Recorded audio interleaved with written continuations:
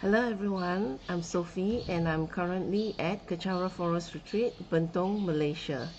Today I will continue sharing from this book, the 50th stanza on the spiritual teacher. And we will start from page 8.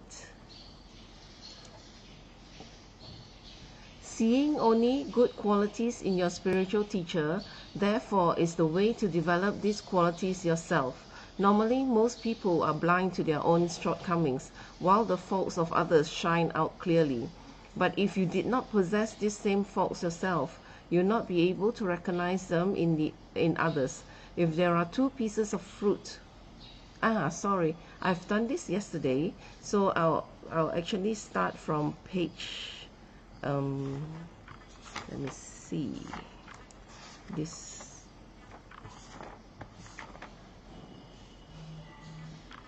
It will be page 9. So this is the continuation from yesterday's. If your spiritual teacher acts in a seemingly unenlightened manner and you feel it would be hypocritical to think him or her as a Buddha, you should remember that your own opinions are unreliable and the apparent faults you see may only be a reflection of your own deluded state of mind. Also, you should think that if your spiritual teacher acted in a completely perfect manner, he or she would be inaccessible and you would be unable to relate to him or her. It is therefore out of your spiritual teacher's great compassion that he or she may show apparent flaws. This is part of his or her use of skillful means in teaching you. Your teacher is mirroring your own faults. Therefore, check within and learn how to remove your shortcomings. If you are only intent on criticizing your teacher, you will never be able to benefit from him or her. Right, so from this paragraph, you can actually, it is quite understandable that if you are able to criticize your teacher, these faults actually exist within your own mind, which is why that you can recognize it and then you think that you see it in your teacher. But actually you're just acting out of your own ignorance. And also sometimes the teacher will skillfully display some faults so that you may be able to relate to him or her better. And it's just an example would be, it's like if maybe with a king, you don't have an easy access to the king, or maybe you don't even have access to the king. You just from a distance about him, you see, maybe you read the news about him, but you yourself personally do not have the access. So in that sense, you are not able to relate with him.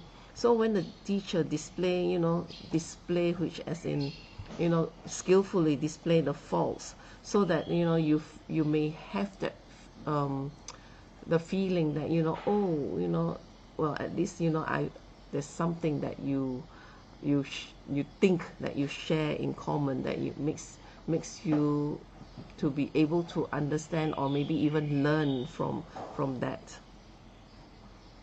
And also the part where it says that if you are only intent on criticizing your teacher, you will not be able to benefit from him or her. That is very easily understood, that if you don't see your teacher as as being attained or being qualified, then you may not have the respect or even the trust in him, that you will not fully put your practice, you will not fully put his teachings into practice. So that is why you may not be able to benefit from it, because you will have the doubt within your mind. And the next, it was Buddha Vrajadhara himself who said that your spiritual teacher is to be seen as a Buddha. Therefore, if you have faith and take refuge in the Buddhist teachings, you will try to understand what Buddha meant by this statement. Buddhas exert a great positive influence on the world in the same way as does the sun. But just as a magnifying glass is needed to focus the rays of a sun in order for tinder to catch fire, so too a spiritual teacher is required to focus the Buddha's enlightening influence onto a disciple's mind stream and inspire him or her to follow a spiritual path. Thus, as living examples representing the Buddhas, spiritual teachers carry on the work of all enlightened beings, acting as an accessible focal point for your practices to gain Buddhahood yourself. So as you can see, Buddha's teachings and influence is is worldwide now, and there's a lot of teachings in the world, online, in books, and even Dharma centers are all over the place. And if you were to get information a bit from here, a bit from there, everywhere, wherever that you go looking, then sometimes you may get confused because you do not have the method, or you do not have the understanding, or even the knowledge to actually, like, maybe to put it together, or so that the more that you read, the more you may get confused as how to approach Buddhism, or how to do your practice. So which is why as it says, magnifying glass to focus the rays. That is how the spiritual teacher actually step in to help guide you along your path, so that the spiritual teacher will know what's at what stage, and what kind of training you need, or what kind of guidance you need, and so that you may be able to go on the right path, the right way towards increasing your practice, and towards gaining your attainments, your realizations. So it is quite important. It's very important that we have a spiritual teacher in our practice. It's a very invaluable guide. Okay, on the next paragraph. Through a wholehearted commitment to your spiritual teacher, showing respect, serving him or her, and making offerings, you build up the positive potential that will allow you to become liberated from all your suffering. Such service is done not to benefit your teacher, but for your sake. When you plant seeds in a field, it is not to benefit the earth. It is you yourself who will harvest the crops.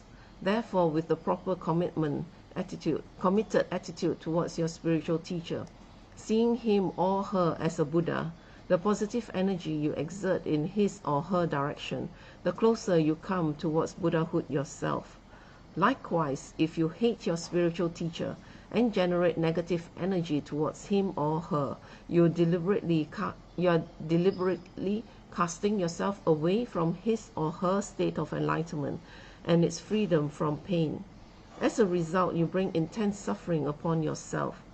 Therefore, you see faults in your spiritual teacher, and you tend to belittle him or her. Remember that your opinions are unreliable, and only unhappiness can result from despising the states of happiness he or she represents. As this paragraph say, that you should actually, once you have started with your spiritual teacher, you should fully show your respect and serve him, or make offerings to build up your close relationship with your teacher. And because he would be the one who will be able to guide you on your practices, and so that you will be able to practice and gain the realization out of your sufferings. And so it is actually it's like this. It says that you plant the seeds in the field. It's not actually to benefit the earth, which means that you take on this practice is not to the benefit of your teacher, but actually it's your teacher who is helping you along your path. towards enlightenment, and you are actually gaining everything from him. And as such, it is very important that we always view the teacher in a positive way and not in a negative way, because as mentioned before, if you have any negative energy towards him, and that is actually coming from our own mind, which is already in suffering, and we have a lot of ignorance which causes our suffering. And as such, that is why we are seeking out a teacher to guide us. So if we do have negative feelings, it would create doubts in your teachings that you receive, and create doubts in your practices, which means that you will not gain the full benefit from his teachings and guidance. So it is always important to remember and respect your teacher, in a positive manner. And the next paragraph: remembering your teacher's kindness to teach you during this degenerate age, after Shakyamuni Buddha has passed away, you must develop loving respect for him or her. Your teacher guides you despite your delusions and does not force you to undergo the hardship as Jetsun Milarepa and others have had to endure in the past. He or she gives you initiations and oral teachings and transmit the unbroken lineages that come from Buddha. Your spiritual teacher inspires you to attain his state and helps you materially when you need it. If you lack loving respect for your teacher, it is impossible to become enlightened. If you do not have respect the state of Buddhahood he represents, how can you attain it? So as you see, Buddha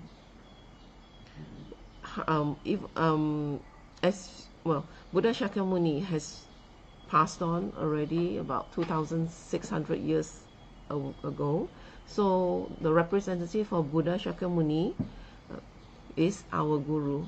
So as such, we must always remember his kindness, because he is here to teach us, to guide us on our path to enlightenment, to be out of suffering, our mental suffering. And everything stems from our mental mind, so which is why he is here to guide us to develop that mental ability to understand and to be out of suffering. And there's a mention of the hardship that Jetsun Milarepa had, and actually quite a lot of yogis who had actually gained enlightenment had to go through, in the past. Jetsun Milarepa is actually a Tibetan enlightened yogi who started out when he was young, and he actually practiced the black arts to seek revenge on his relatives who had actually treated his mother and his family really badly when his father passed away. So he, in taking the revenge, he destroyed the village and also murdered a lot of villagers. And when he saw the destruction of his acts, he was very regretful and went out looking for answers, and then became the student of Mapa. And before Mapa actually took him on as a disciple, Mapa had put him through a lot of abuses and a lot of strenuous and hard labor or difficult task that he had to undergo. And Milarepa had to, at one stage, Milarepa had to build a multi-story tower, over and over again, because each time he has completed, Mapa will find some faults and he has to tear it down and rebuild it again. So after many rebuilding, finally Milarepa's ego broke, and that was when Mapa started to give him teachings and and on practice and meditation. Milarepa gained the attainments and became free from his sufferings. So he is a very, very good example for us that how after so much hardships that he went through, he still has that respect, and he has stayed with his guru, and that's how he gained the attainments too, and relying on his guru and his teachings. So this is why it's so important that we have that positive thoughts and respect and trust in our guru if we were to if we wish to pursue our spiritual path, truly to gain the attainments.